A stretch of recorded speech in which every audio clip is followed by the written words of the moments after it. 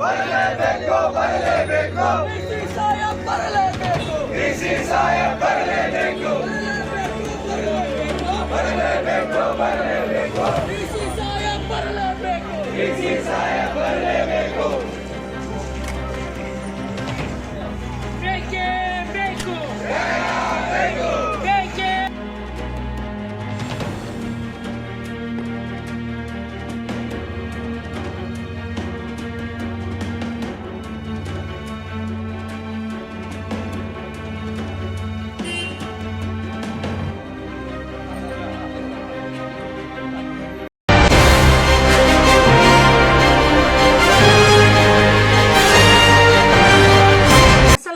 बसीरत online में आपका इस्तकबाल है। मसाजिद के साथ अब मुस्लिम कब्रिस्तान और औकाफी जायदाद भी हैं संघियों के निशाने पर। जी हाँ नाजरीन, कर्नाटक जिला शिमोगा के न्यू मंडली कब्रिस्तान के बाद अब सवाई पाड़लिया कब्रिस्तान को लेकर संघियों ने छोड़ा है एक नया शोशा। कल सुबह मंडलेश्वर स्वामी कमेटी के मेंबरान ने बाकायदा प्रेस कॉन्फ्रेंस करके ये दावा किया है कि सवाई पाड़लिया के सर्वे नंबर 255 और 254 के कब्रिस्तान पर हिंदुओं का कब्जा था, जिसे मुसलमानों ने धोखे से हत्या लिया है, जबकि ये जमीन हुवीना कोप्पड़ो श्रीमठ की है, जिस पर मुसलमानों ने जबरन कब्जा जमाया हुआ है और इस जमीन को हासिल करने के लिए कानूनी लड़ाई लड़ी जाएगी। इस दौरान इन्होंने न्यू मंडली कब्रिस्तान के मुताल्लिक भी बात करते हुए कहा कि अदालत ने सर्वे नंबर 257 की जमीन को आर्कियोलॉजिकल डिपार्टमेंट यानी आसार खदीमा को सौंपने का जो फैसला सुनाया है वो काबिल सत्ताइश है।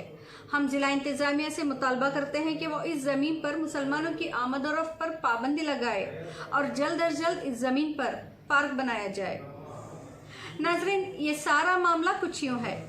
हाल ही में हिंदू शरपसंदों की जानिब से सवाई पाड़लिया कब्रिस्तान के करीब मौजूद न्यू मंडली कब्रिस्तान पर भी कब्जा जमाने की धमकी दी गई थी।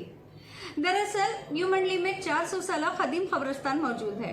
मुकामी लोगों के मुताबिक यहाँ पर टीपू सुल्तान रहमतुल्लाह अलैह के सिपाही मदफून हैं। इनके अलावा कई मोतबर शख्सियात की मुबारक खबरें भी यहाँ पर मौजूद हैं, लेकिन कई सालों से इस कब्रिस्तान को लेकर तनाज़ा चल रहा है और तकरीबन 40 साल से कानूनी लड़ाई जारी है। हिंदुओं के मुताबिक ये उनका शमशान है और यहाँ पर इनके पुरखों की खबरें हैं।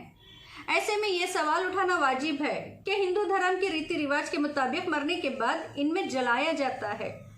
ऐसे में खबरें होने के दावे बेशक झूठे माने जाएंगे, जबकि मुसलमानों के पास कब्रिस्तान होने के तमाम शवाहिद दस्तावेजात मौजूद हैं। बावजूद अदालत ने तीसरा रास्ता इख्तियार करते हुए कब्रिस्तान की जगह पर पार्क बनाने के अहकाम जारी कर दिए और इस जगह को महकमे आसार खदीमा को सौंपने का फैसला सुनाया, जिसके चलते पिछले दिनों बगैर किसी इत्तला के कब्रिस्तान साफ करने के बहाने पुरानी खबरों को हटाने के लिए जेसीपी और पुलिस के साथ कॉरपोरेशन की टीम कब्रिस्तान पहुंच गई।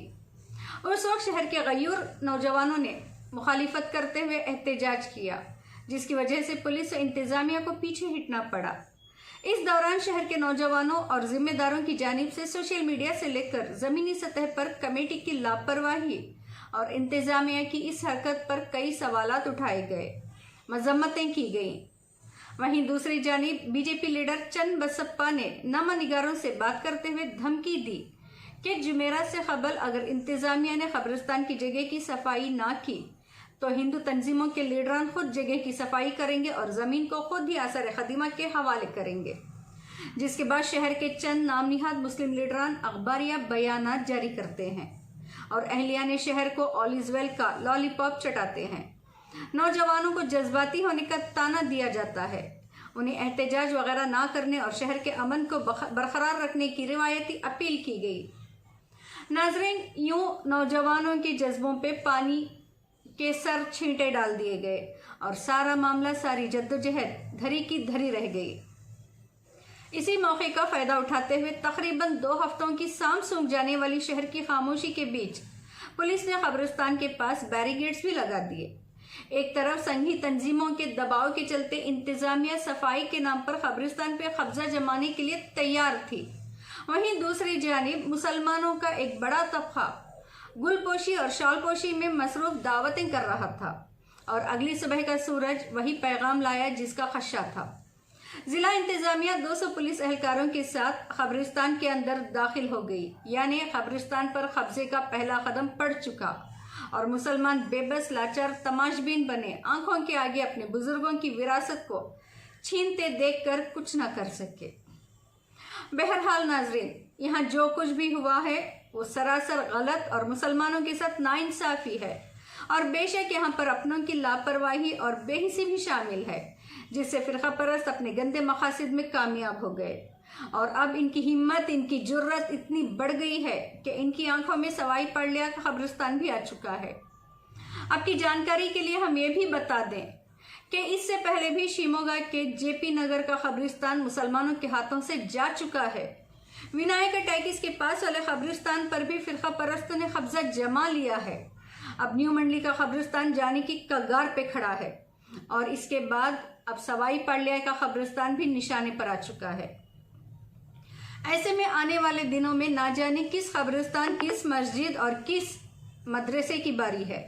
अगर मुसलमान अब भी अपनी खामोशी नहीं तोड़ेंगे, अगर अब भी दुनिया परस्ती से बाहर निकलकर आपसी इख्तिलाफात को भुलाकर मुत्तहिद नहीं होंगे, अगर अब भी अपने वजूद, अपने हुकूक और अपनी बका की लड़ाई नहीं लड़ेंगे, तो वो वक्त दूर नहीं जब आपसे आपकी धोतियां भी खींच ली जाएंगी और आप दुनिया व आखिरत में जलील व ख्वार कर दिए जाएंगे। नाजरीन, आखिर में हम बस इतना कहेंगे कि औकाफी जायदाद किसी की ज़ाती मिल्कियत नहीं होती। यह कौम की अमानत है, कौम का कुल सरमाया है, और इस पे कौम के हर बच्चे से बूढ़े, मर्द और ख़वातीन सबका बराबर का हक होता है। इसके मुताल्लिक़ कोई भी सवाल कर सकता है, और हर सवाल का जवाब देना सामने वालों की जिम्मेदारी है। यहाँ हमारी प्रॉब्लम यह है कि एक सवाल करके बुरा नहीं होना चाहता, तो वहीं दूसरा जवाब देना अपनी सो कॉल्ड शान के खिलाफ समझता है। ऐसे में अक्सर तीसरा पर्सन यानी फिरका परस्त हमारी इस कमजोरी का फायदा उठाते हुए औकाफ की जायदाद को हत्याने की कोशिश करते हैं, यहाँ तक कि कुंडली मारकर बैठ भी जाते हैं। और इस गुनाह का जिम्मेदार कोई एक नहीं होगा, बल्कि पूरी कौम है, और इंशाअल्लाह रोज़े महशर सभी से सवाल किए जाएंगे और बारगाह इलाही में कोई नहीं बचेगा।